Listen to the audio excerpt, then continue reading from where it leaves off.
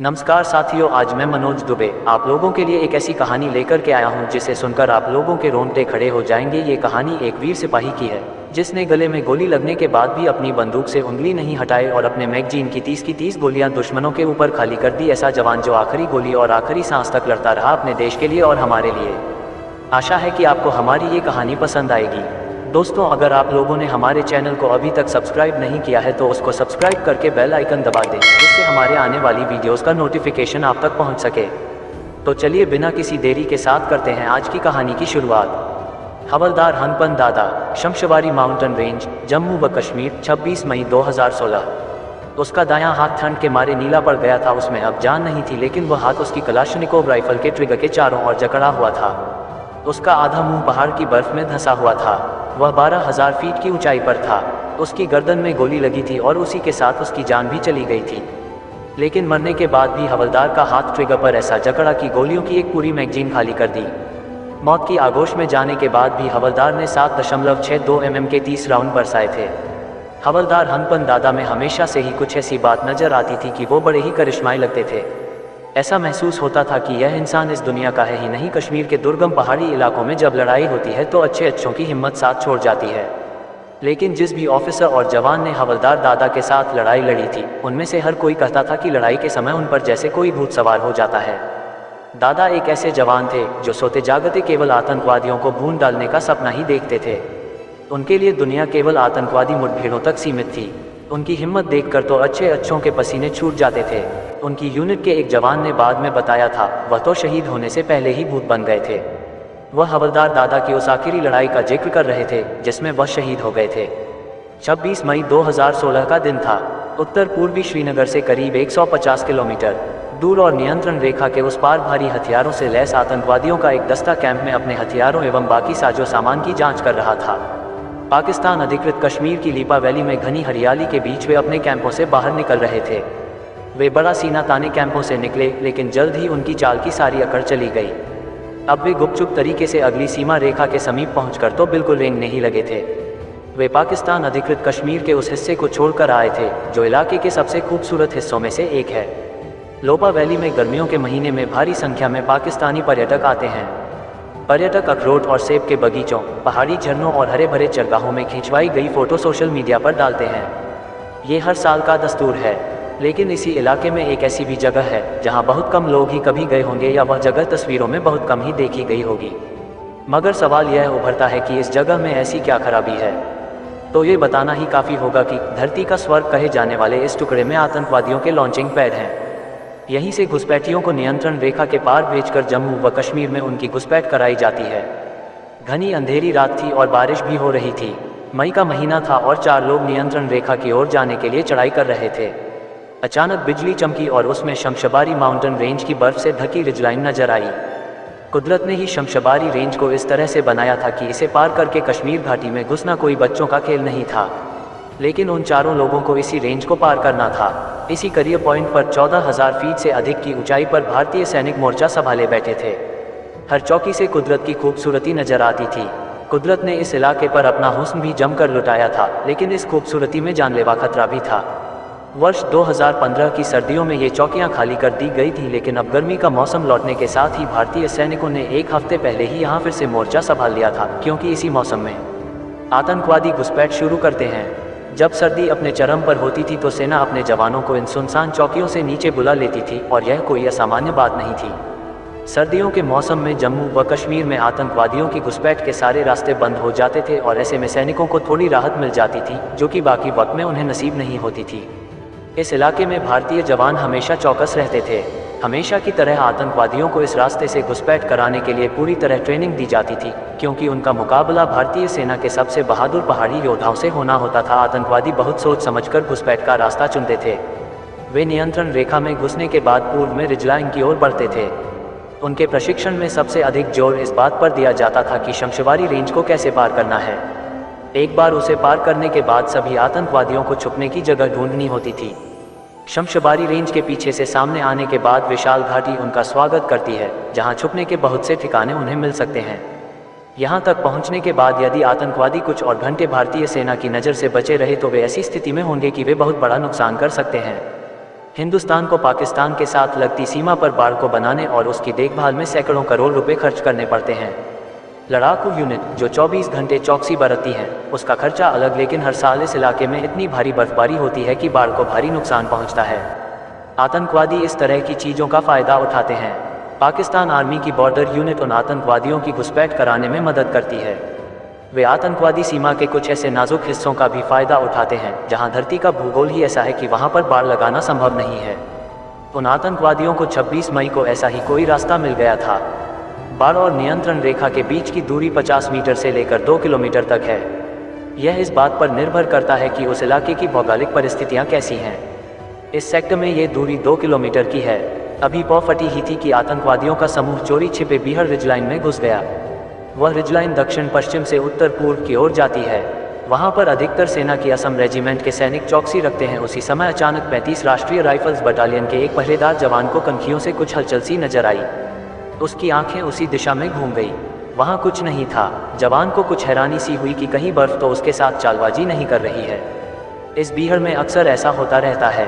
जवान ने मन ही मन सोचा कोई जानवर होगा। बर्फ पिघलने के बाद तेंदुए और भालू अक्सर इन इलाकों में घूमते देखे जाते थे, लेकिन सेना की चौकी यहाँ तेंदुओं और भालुओं को देखने के लिए नहीं बनाई गई थी। यहाँ तो जवानों को कुछ उससे भी खतरनाक शिकार की तलाश रहती थी। सिपाही JN बेते करीब 20 साल का जवान है। वह रिजलाइन की चोटी पर बनी सेना की मीरा पोस्ट से बाहर निकला ताकि थोड़ा करीब जाकर देख सके कि मामला क्या है। घुसपैठ का मौसम शुरू ही होने वाला था और कोई ढील नहीं बरती जा सकती। बाहर निकलते ही बर्फीली हवा उसके चेहरे से टकराए। असम रेजिमेंट का सिपाही बेते घनी बर्फ के बीच पैर धंसाते हुए आगे बढ़ रहा था। वह ये देखना चाहता था कि उसे कनखियों से जो नजर आया था, कहीं वह कोई बड़ा खतरा तो नहीं। बेते की उंगली उसकी AK-47 राइफल के ट्रिगर पर थी। कंपनी कमांडर के शब्द उसके कानों में गूंज रहे थे, अपनी बंदूक के घोड़े से कभी हाथ मत हटाना। एक क्षण के लिए भी नहीं, 1 सेकंड का 100वां हिस्सा जिंदगी और मौत के बीच के फासले को कम कर देता है। जम्मू व कश्मीर में अग्रिम चौकियों पर तैनात किए जाने वाले हर सिपाही के लिए यह बात गुरु मंत्र थी। एक सैनिक का अंदाजा बिरले ही गलत होता है। बेते अपनी चौकी से मुश्किल से 30 मीटर ही बर्फ में चला था कि उसे चमकती बर्फ में पैरों के निशान दिखाई पड़े। उसे तुरंत समझ में आ गया कि असम रेजिमेंट की 4थी बटालियन के जवानों को आज नाश्ता छोड़ना पड़ेगा। दूसरे विश्व युद्ध के दौरान असम रेजिमेंट की स्थापना की गई थी। इसे 4 असम के नाम से भी जाना जाता है। इस रेजिमेंट के लिए जवानों की भर्ती विशेष रूप से पूर्वोत्तर के 7 राज्यों में से की जाती है।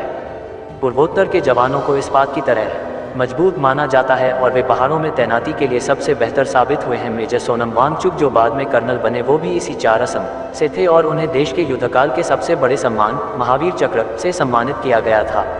उन्हें सन 1999 के कारगिल संघर्ष के दौरान बटालिक के चौरबातला सब सेक्टर में 18,500 फीट ऊंची पहाड़ी पर कब्जा जमाने के लिए ये सम्मान दिया गया था।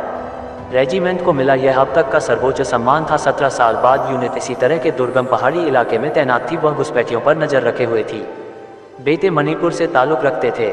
उन्होंने ऐसा दिखावा किया मानो वे गलती से वहां पहुंच गए हों।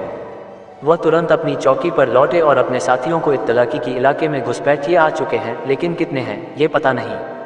कुछ ही क्षण में रेडियो ऑपरेटर ने इको कंपनी कमांडर मेजर के अमृतराज को संदेश भेजा। वह शमशवारी ऑपरेशन की कमान संभाल रहे थे। मेजर ने अभी कप से चाय का पहला घूंट ही भरा था। उस दिन चाय के उस घूंट के सिवाय उन्हें कुछ नसीब नहीं हुआ।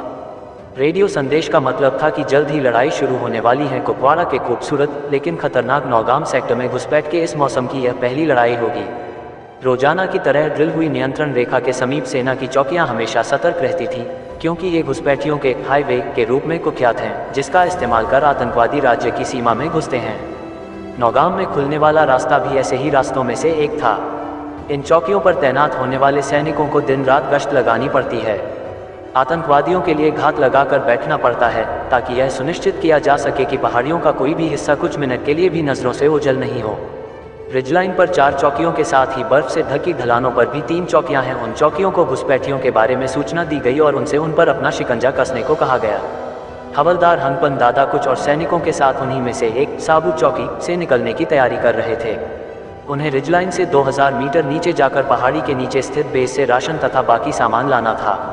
सेना के जवान अग्रिम चौकियों पर इसी तरह से सामान को स्टोर करके रखते हैं।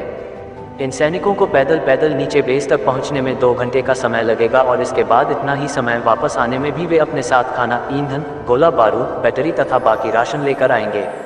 पिछले कुछ दिनों में शमशवारी रेंज के ऊंचे पहाड़ी इलाकों में 10 फीट से अधिक बर्फ गिरी थी। हवलदार दादा की गश्ती टीम को गहरी बर्फ को पार करते हुए जाना होगा। तापमान 0 से 15 डिग्री सेल्सियस नीचे था। ठंड इतनी कि हड्डियों को बस चीर ही देना चाहती थी।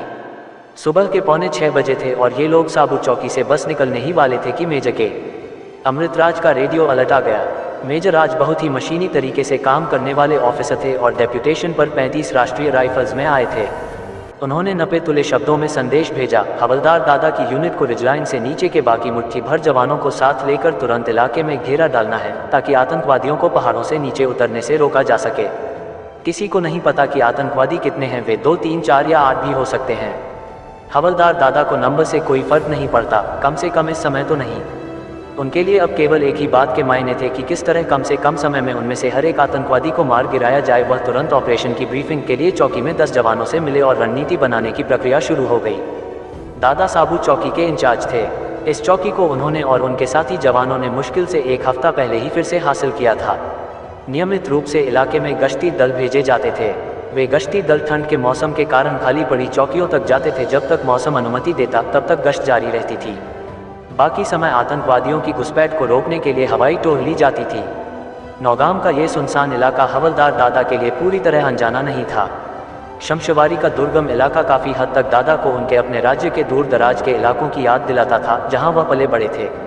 यह इलाका उनके अरुणाचल प्रदेश जैसा ही था। दादा ने खुद ही कश्मीर में राष्ट्रीय राइफल्स के साथ काम करने की इच्छा जताई थी और 3 सप्ताह पहले ही उन्हें इन पहाड़ियों पर भेजा गया था।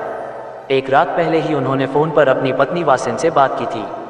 उन्होंने बड़े उत्साह से बताया था कि किस तरह उन्होंने अपनी चौकी बनाई है और उन्हें तथा उनकी टीम को कितनी चुनौतीपूर्ण जिम्मेदारी सौंपी गई है। देश के दूसरे कोने में कान से अपने फ़ोन को सटाए और आंखों को बंद किए चासिन लोवांग दादा उस नज़ारे की तस्वीर अपने दिमाग में बना रही थी जिसका जिक्र अभी उनके पति ने किया था। 8 घंटे बाद हवलदार दादा के लिए उनकी जिम्मेदारी ही उनकी पूरी दुनिया थी। उनका सारा ध्यान उसी पर होगा। ऐसे मुश्किल ऑपरेशन में यह आम बात है जब जंग में खड़ा जवान सब कुछ भूल जाता है और उसको केवल दुश्मन दिखाई देता है। अपने 16 साल के सेना के अनुभव का इस्तेमाल करते हुए दादा ने अपने जवानों को उन संभावित रूटों की ओर रवाना किया जहां से उनके गुजरने की संभावना थी। साथ ही अपने जवानों को आदेश दिया कि वे चौकी के समीप मोर्चा संभाल लें। इससे पहले कि जवान रवाना होते दादा ने अपने जाने पहचाने अंदाज में कमांड किया, वे हमारी पोस्ट तक आ गए हैं, बस अब और आगे नहीं, यहीं खत्म कर देंगे। साबुत चौकी से जो सैनिक उस सुबह दादा के साथ रवाना हुए वे उनके किसी भी आदेश पर जान देने के लिए तैयार थे। हवलदार दादा उदाहरण देकर जवानों को प्रेरित करते थे और वे इसके लिए मशहूर थे। उनमें दूसरों को प्रेरित करने की गजब की ताकत थी। उन्होंने जवानों से ऐसा कुछ करने को नहीं कहा जो वह खुद नहीं कर सकते थे, या ये कोई ऐसा काम नहीं था जिसे कि वह खुद अच्छे से न कर सकते हों। वह हथियारों को बड़ी ही कुशलता के साथ इस्तेमाल करते थे। जब कोई ऑपरेशन नहीं चल रहा होता था तो वह अपने अपने साथी जवानों को सहायक हथियारों के बारे में ट्रेनिंग देते थे कि उन्हें किस तरह से रखा जाना चाहिए, जैसे कि rocket launcher, medium machine gun, light machine gun और मल्टी ग्रेनेड लॉन्चर। साबुत चौकी से कुछ दूरी पर हवलदार दादा और उनके साथी आतंकवादियों के इंतजार में मोर्चा संभाल कर बैठ गए। आतंकवादी रिजलाइन के पास नीचे छुपे हुए थे और अभी सेना को वे नजर नहीं आए थे। पहाड़ी के समीप अपनी पोजीशन से 32 वर्षीय कंपनी कमांडर ने ऊपर बनी चौकियों को रेडियो संदेश दिया कि वे उस दिशा में असॉल्ट राइफलों और लाइट मशीन गन से ऑटोमेटिक फायरिंग शुरू कर दें जहां आतंकवादियों के छिपे होने की आशंका थी। अपने ऊपर अचानक गोलियों की बौछार होते देख आतंकवादी घबरा गए और साबुत चौकी की ओर भागने लगे जहां दादा और उनके साथियों ने ग्रेनेड हमले से उनका शानदार स्वागत करने की तैयारी कर रखी थी। रिजलाइन सेना चौकी से हो रही गोलीबारी से बचते हुए भाग रहे आतंकवादियों को अब अपनी जानों को बचाना भारी पड़ रहा था। वे भारी बर्फ में बिना सोचे समझे इधर उधर भाग रहे थे। उन्हें जरा भी अंदाजा नहीं हुआ कि उनके साथ क्या होने वाला है। इस बीच मेजर राज जटी में कंपनी के ऑपरेशन बेस को छोड़कर तेजी से साबुत चौकी की ओर बढ़ने लगे। जटी बेस 12,500 मीटर की ऊंचाई पर है। वे अपने दस्ते के साथ तेजी से साबुत चौकी की ओर जा रहे थे ताकि जल्द से जल्द वे मिशन में लगे जवानों को कुमुक मुहैया करा सके। उन्हें पहुंचने में करीब 1 घंटा लगने वाला था। तमिलनाडु के दिंडीगुल जिले से ताल्लुक़ रखने वाले मेजर कुमार याद करते हुए बताते हैं, मुझे पता था कि दादा वहां पर हैं और वह ऐसे हालात से निपटने में बहुत अधिक सक्षम हैं। उनमें टीम के साथ काम करने और टीम को संभालने की गजब की कुशलता थी। हवलदार दादा बर्फ में एक चट्टान के पीछे पेट के बल छिपे हुए थे और आतंकवादियों के बेहद करीब आने तक वह ऐसे ही दम साधे लेटे रहे। आतंकवादियों ने सैनिकों का ध्यान बटाने के लिए खुद को 2 टोलियों में बांट लिया था। उन्होंने ये चाल लड़ाई की स्थिति में खुद को बचाए रखने के लिए चली थी। उनमें से 2 आतंकवादी जल्द ही हवलदार दादा की AK-47 की जद में आ गए। वह चुपचाप लेटे रहे, लेकिन कुछ गड़बड़ थी। आतंकवादी आगे बढ़ते बढ़ते अचानक रुक गए। हवलदार दादा और उनके साथी सांस रोके बैठे थे। आतंकवादी रुक क्यों गए? इसके बाद जो हुआ उसकी किसी ने कल्पना भी नहीं की थी। ऐसा लगता था कि आतंकवादियों ने हवलदार दादा और उनके साथियों की मोर्चेबंदी को भांप लिया था। कुछ ही सेकंड के भीतर समझ में आ गया कि अब आतंकवादी अपनी चाल में बदलाव कर रहे थे। साबू चौकी के जवानों को इसका आभास होते ही 1 सेकंड के भीतर पहाड़ी की ओर से 2 आतंकवादियों ने हवलदार दादा और उनके जवानों पर गोलियां बरसानी शुरू कर दी और उन्हें घेर लिया।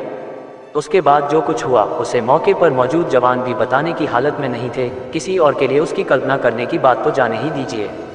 हवलदार दादा का इसके बाद एक अलग ही रूप सामने आ गया। आतंकवादियों की ओर से गोलियों की बौछार हो रही थी और हवलदार दादा अपने जवानों को आड़ लेने को मजबूर होते देख रहे थे। हवलदार दादा ने अपनी पोजीशन से छलांग लगाए और अपनी भरी हुई AK-47 राइफल से घुसपैठियों की ओर लुढ़कते चले गए। हवा की गति से कदम बढ़ाते हुए उन्होंने अनी कलाशनिकोव मैगजीन को खाली कर दिया। 30 राउंड दोनों आतंकवादियों के भीतर उतार दिए और वे वहीं ढेर हो गए। दादा ने बहुत बड़ा खतरा उठाया था, लेकिन उन्हें महसूस हो गया था कि उनके पास कोई दूसरा रास्ता नहीं है, क्योंकि वे ऐसा नहीं करते तो आतंकवादियों को दादा के जवानों को भून डालने में कोई ज़्यादा वक्त नहीं लगता। उन्होंने बिजली की तेजी से अपनी AK-47 में नई मैगजीन लोड की। उन्होंने देखा कि 2 अन्य आतंकवादी बड़ी चट्टानों की आड़ लेने के लिए अलग अलग दिशाओं में भागे जा रहे हैं। उन्होंने कुछ क्षण पहले ही देख लिया था कि हवलदार दादा ने उनके 2 साथियों का अभी अभी क्या अंजाम किया है, और उनका अंदाजा एकदम सही था कि इस आदमी से बड़ी सावधानी से निपटना पड़ेगा। अब तक उनके साथी अपनी अपनी कवर पोजीशन में थे, लेकिन हवलदार दादा के पास आड़ लेने के लिए कुछ नहीं था। उनके पीछे मौजूद जवानों को बर्फ पर पड़ती अपने लीडर की परछाई आज भी याद है। उन्हें दादा की सांस लेने तक की आवाज़ सुनाई दे रही थी और अभी अभी उन्होंने अपनी गन को लोड किया था और दोनों छिपे हुए आतंकवादियों की ओर कुछ ही कदम बढ़ाए थे। जवान इस बात को लेकर हैरान हो रहे थे कि उनका लीडर, जो क़यामत से भी नहीं डरता था, क्या आज उसकी यही खूबी उनकी जान ले लेगी। डर ने तो बचपन में ही हनपन से पंगा लेना छोड़ दिया था।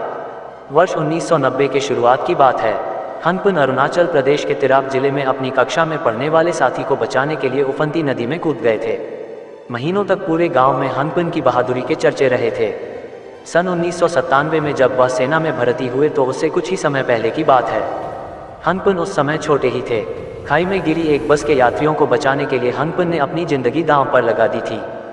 दूर तक फैली बर्फीली पहाड़ियां थीं और हवलदार दादा हाथों में गन लिए दुश्मन की ओर बढ़ रहे थे। उनके साथी जवान जानते थे कि हनपन जिस रास्ते पर आगे निकल गए हैं, वहां से वे उन्हें रोक नहीं सकते, लेकिन उन्होंने कोशिश की। दादा सर, रुक जाओ, कवर ले लो, आगे खतरा है। एक सैनिक ने अपने दोनों हाथ मुंह से सटाकर जोर से चिल्लाकर दादा को रोकने की कोशिश की, पर यह कोशिश बेकार थी। उनके साथियों को साफ समझ में आ गया था कि हवलदार दादा इस लड़ाई को किस अंजाम पर ले जाना चाहते हैं। तब तक उनका साथी लांस नायक वारेशांग उनसे करीब 20 मीटर पीछे पहुंच गया था। हवलदार दादा बर्फ में कदम बढ़ाते हुए तीसरे आतंकवादी की ओर बढ़ रहे थे। रास्ते में कई चट्टानें थीं, लेकिन उन्होंने कवर नहीं लिया। वारेशांग उनके पीछे पीछे चल रहे थे। इसके बाद जो कुछ हुआ उसके 2 ही गवाह थे, वारेशांग और एक दूसरा जवान। तीसरा आतंकवादी एक बड़ी चट्टान के पीछे से बाहर निकला और उसने बर्स्ट फायर करके हवलदार दादा को ढेर करने की कोशिश की। ऑपरेशन में शामिल एक जवान याद करते हुए बताता है, आतंकवादी का गणित गड़बड़ा गया था और उसे उसकी कीमत अपनी जान देकर अदा करनी पड़ी। हवलदार दादा ने बिजली की फुर्ती से अपने शरीर को मोड़ा और उछलकर दूसरी ओर चले गए। बड़े ही गजब के साथ उन्होंने आतंकवादी की गोलियों को चकमा दे दिया। आतंकवादी ने फिर से चट्टान के पीछे आड़ ले ली। उसे इस बात का एहसास नहीं हुआ कि उसकी गोलियां आगे बढ़ते जाबाज दादा का रास्ता तो कहाँ रोक पाती। उल्टा आतंकवादी ने बेवकूफ़ी भरा कदम उठाकर खुद अपना ठिकाना बता दिया। इसके बाद दादा ने अगले कुछ सेकंड वो महारत दिखाई जिसे हाथों की लड़ाई कहा जाता है। अपनी ट्रेनिंग में उन्होंने इसमें महारत हासिल कर ली थी और जहाँ कहीं भी उनकी तैनाती हुई, उनकी इस कला का हर कोई लोहा मानता था। धीरे से ऊपर उठते हुए दादा पत्थर के चारों ओर घूमे और इंतजार में बैठे आतंकवादी पर कूद पड़े। अपनी राइफल का बट सीधे उसके मुंह पर मारा। इसके बाद उन्होंने राइफल के बट से उस पर ताबड़तोड़ हमला बोल दिया। हमले से घबराए आतंकवादी के हाथ से बंदूक गिर गई और वह हवलदार दादा के जानलेवा शिकंजे से खुद को छुड़ाने की कोशिश करने लगा। हवलदार दादा ने एक सेकंड नहीं खोया। बिजली की फुर्ती से उन्होंने आतंकवादी की गर्दन मरोड़ दी और आतंकवादी बर्फ में ढह गया। हवलदार दादा ने अभी अभी 3 ऐसे आतंकवादियों का सफाया कर दिया था जिन्हें सेना कमांडो के जैसी ट्रेनिंग दी गई थी और जो पहाड़ों में लड़ी जाने वाली लड़ाई में पारंगत थे। मेजर अमृत राज याद करते हैं, उनका काम बोलता था कि वो मानसिक रूप से कितने मजबूत हैं, कर्तव्य के प्रति कितना समर्पण है, और उन्हें अपना टारगेट वैसे ही नजर आता था जैसे महाभारत के अर्जुन को मछली की आंख नजर आती थी। लेकिन हवलदार दादा की लड़ाई अभी खत्म नहीं हुई थी। अभी चौथा आतंकवादी बचा हुआ था जो पहाड़ी की ओर कुछ दूरी पर छुपा बैठा था। हवलदार दादा ने उसको भी खोज निकालने की ठान ली थी। उनकी AK-47 राइफल में खटाक की आवाज़ हुई और वह मिशन को तुरंत खत्म करने के लिए तैयार थी। लेकिन उसी समय अचानक 7.62 mm राउंड गोली एक चट्टान के पीछे से साए करती हुई आई और उनकी गर्दन को चीरते हुए निकल गई। अपने शिकार की तलाश में वह खुले मैदान में खड़े थे और उन पर बहुत करीब से गोली चलाई गई थी। हवलदार दादा बर्फ में गिर पड़े। एक जांबाज का खून धरती को सींचता चला गया। सूरज आसमान में काफी ऊपर चढ़ चुका था। सूरज की तेज रोशनी बर्फ से टकराकर एकदम आंखों को चौंधिया रही थी। हवा एकदम साफ थी और उसी समय हवलदार दादा ने आखिरी सांस ली। वे आखिरी आतंकवादी की गोली का निशाना बन गए। हवलदार दादा बर्फ में गिर गए। गिरते गिरते भी उनकी AK-47 राइफल से गोलियां बरस रही थीं। सफ़ेद कफन की तरह बिछी बर्फ खामोश थी और इस खामोशी में केवल उनकी बंदूक से निकली गोलियों की आवाज़ ही गूंज रही थी। उस वक्त किसी को खबर नहीं हुई। ये तो बाद में पता चला कि हवलदार दादा गिरने से पहले आखिरी आतंकवादी को घायल करने में सफल रहे थे। हवलदार दादा की टीम और मेजर अमृतराज के जवानों को इतना मौका नहीं मिल पाया कि वे वहां से हवलदार दादा का पार्थिव शरीर निकाल पाते, क्योंकि चौथा आतंकवादी अभी जिंदा था। मेजर राज की टीम कुछ ही सेकंड पहले वहां पहुंची थी। हमले के हिसाब से वह अधिक मजबूत स्थिति में था और शायद वह ग्रेनेड लॉन्च करने की तैयारी कर रहा था। सेना को ऐसे हालात का अक्सर सामना करना पड़ता है। जंग के मैदान में जान से प्यारा कोई साथी जवान शहीद हो चुका है, लेकिन उनके पास उसकी शहादत पर शोक मनाने का भी वक्त नहीं होता। उन्हें अपने दुख को समेट कर रखना पड़ता है, कम से कम तब तक जब तक कि मिशन पूरा न हो जाए। अगर सवाल किया जाए कि जंग के मैदान में एक फौजी के लिए सबसे बड़ा दुख क्या होता है, तो वह यही दुख होता है। जिगरी यार की लाश सामने है और जंग लड़नी होती है। मेजर राज की टीम का सबसे बहादुर कमांडो शहीद हो गया था। वह उसके खोने के दर्द से खुद को भीतर से एकदम खाली महसूस कर रहे थे, लेकिन सांस लेने की फुर्सत कहाँ थी। उन्होंने आतंकवादी को उसकी मान से निकालकर उसे ढेर करने के लिए तुरंत एक योजना बनाई। मेजर और उनकी टीम को इस नई योजना को अंजाम देने में 7 घंटे का समय लग गया। आखिरकार खुद मेजर राज ने आखिरी आतंकवादी का शिकार किया। 4:45 बजे तुरंत किए गए 3 बर्स्ट फायर से वह ढेर हो गया। अब कमांडो हवलदार दादा के पास बिना किसी खतरे के पहुंच सकते थे। अंधेरा होने लगा था। हवलदार दादा बर्फ में खामोश लेटे हुए थे। उन्हें देखकर जवानों की आंखों से आंसू बह निकले। उनका हाथ अब भी अपनी कलाशनिकोव के ट्रिगर पर जकड़ा हुआ अभी भी जवानों को यकीन नहीं हो रहा था। एक सैनिक झुककर बैठ गया और उनकी नब्ज टटोलने लगा। उसे पता था कि कोई फायदा नहीं है, सब खत्म हो चुका है। लेकिन फिर भी उसने हवलदार दादा की राइफल से मैगजीन निकाली। देखा तो पाया कि उसका टीम लीडर आखिरी सांस और आखिरी गोली तक लड़ा था। ट्रिगर पर जम गए उनके हाथ ने असाल्ट राइफल से 30 गोलियां दागी थीं। वह हवलदार दादा का भूत था जिसने आखिरी आतंकवादी को घायल कर दिया था। इसी से मेजर और उनके जवान उस दिन आखिरी आतंकवादी का खात्मा कर सके। सारे जवान हवलदार दादा की पार्थिव देह को घेरे हुए खड़े थे। वे क्षण उदासी और साथ ही गर्व से भरे थे। वे सैनिक अपनी जिंदगी में इस वक्त को कभी नहीं भूल सकते थे जो असम रेजिमेंट के ऐतिहासिक रिकॉर्ड में सुनहरे अक्षरों में दर्ज हो गया था। नौगाम में अभियान के दौरान 35 राष्ट्रीय राइफल्स की कमान संभालने वाले कर्नल मनीष अग्रवाल याद करते हैं, दादा ऐसे लड़ते थे मानो उन पर कोई भूत सवार हो गया है। वह अकेले ही आतंकवादियों से भिड़ जाते थे। कुछ चीज़ें ऐसी होती हैं जिन्हें बयान नहीं किया जा सकता। मिशन को अगले दिन ही समाप्त घोषित किया गया, क्योंकि सेना को इलाके की छानबीन करने और यह सुनिश्चित करने की जरूरत थी कि जितने आतंकवादी घुसे थे वे सभी मारे गए या नहीं। दादा ने साबू पोस्ट छोड़ते हुए कहा था कि आतंकवादी चाहे जितने भी हों कोई फर्क नहीं पड़ता, लेकिन अब आतंकवादियों की संख्या काफ़ी मायने रखती थी। कुपवाड़ा की दुर्गम पहाड़ियों पर हवलदार दादा की आखिरी लड़ाई तुरंत ही एक महानायक की गाथा बन गई। वे एक हीरो की तरह देश में छा गए और उन्हें शांतिकाल के सर्वोच्च सैन्य सम्मान अशोक चक्र से सम्मानित किया गया। साहस और बलिदान की अद्भुत इबारत लिखने के लिए भारत के राष्ट्रपति ने 14 अगस्त 2016 को दादा को मरणोपरांत इस सम्मान से सम्मानित किया। कर्नल अग्रवाल उन्हें कुछ इस तरह से याद करते हैं, अपने 23 साल के मिलिट्री करियर में मैंने बहुत से साहसी जवान देखे हैं, लेकिन जब गोलियां आपके सिर और कानों के पास से शूट की आवाज़ करते हुए गुजरती हैं तो मजबूत से मजबूत फौजी भी आड़ लेता है। दादा कुछ और ही थे। मुझे इस बात का गर्व होता है कि मैं उनका सीईओ था। जब दादा शहीद हुए तो जवान फूट फूट कर रोए और ऑफिसरों की आंखों में आंसू थे।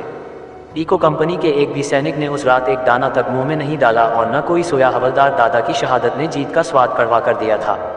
मेजर राज बताते हैं, हमने 4 आतंकवादियों के मारे जाने का जश्न नहीं मनाया। हमने अपना एक बेहद बहादुर सैनिक, एक भाई खोने का शोक मनाया। 3 दिन तक कंपनी में किसी ने ऑपरेशन के बारे में कोई बात नहीं की। मेजर राज को बहादुरी के लिए सेना पदक से सम्मानित किया गया। बटालियन हवलदार हनपन दादा को उनके उन धर्मोपदेशों के लिए याद करती थी जो वे बतौर पादरी यूनिट के चर्च में देते थे। उनके धर्मोपदेश सुनने के लिए चर्च में पूरी यूनिट के लोग आते थे। हवलदार दादा वर्ष 2016 की शुरुआत में आखिरी बार अपने घर गए थे।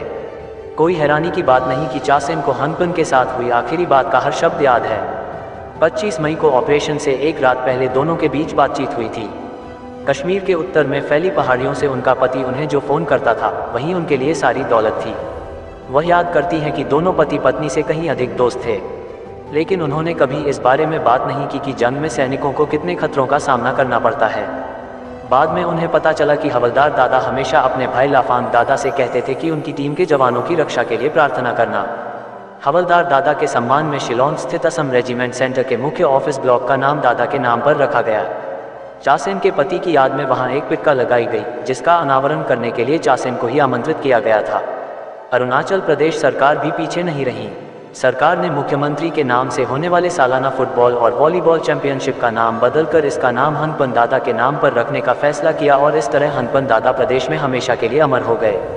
उस जगह भी उनकी याद को अमर बनाए जाने की योजना है जहां वह महानायक के रूप में सामने आए थे। मेजर राज बताते हैं, हम कभी भी दादा के साहस और जांबाजी को भुला नहीं पाएंगे। हर रोज हमें याद आएगा कि किस तरह उन्होंने जंग में बहादुरी से दुश्मन को नेस्तनाबूद कर दिया था। दिल्ली में राजपथ पर वर्ष 2017 के गणतंत्र दिवस समारोह में चासेन को राष्ट्रपति प्रणब मुखर्जी ने हवलदार दादा के लिए मरणोपरांत अशोक चक्र प्रदान किया, जिसे चासेन ने अपने पति की ओर से स्वीकार किया। चासेन ने नमस्ते के लिए अपना सिर झुकाया और बड़े ही गरिमापूर्ण तरीके से सम्मान को अपनी झोली में समेट लिया। चासेन अपने पति की तरह बहुत दिलेर और मजबूत नजर आ रही थी, लेकिन केवल चासेन ही जानती थी कि वे घड़ियां उनके लिए कितनी मुश्किल भरी थी। चासेन कहती हैं, दिल में तो रो रही थी पर सबको अपने आंसू कैसे दिखाती। आखिर मैं दादा की पत्नी हूं और दादा की वजह से वहीं हूं। हमें आशा है कि आपको हमारी यह वीडियो पसंद आई होगी। अगर आप इसी तरह के और वीडियोस देखना चाहते हैं तो कृपया हमारे चैनल को सब्सक्राइब करके बेल आइकन दबाना ना भूलें, जिससे हमारे आने वाली वीडियो का नोटिफिकेशन आप तक पहुंच सके। हमारे वीडियो को लाइक और अपने दोस्तों और परिवार के साथ शेयर करना ना भूलें। कृपया कमेंट करके बताएं कि आपको हमारे वीडियोस कैसे लग रहे हैं। इसी के साथ जय हिंद, वंदे मातरम। मिलते हैं अगले वीडियो में, तब तक के लिए छोटों को ढेर सारा प्यार और बड़ों को नमस्कार।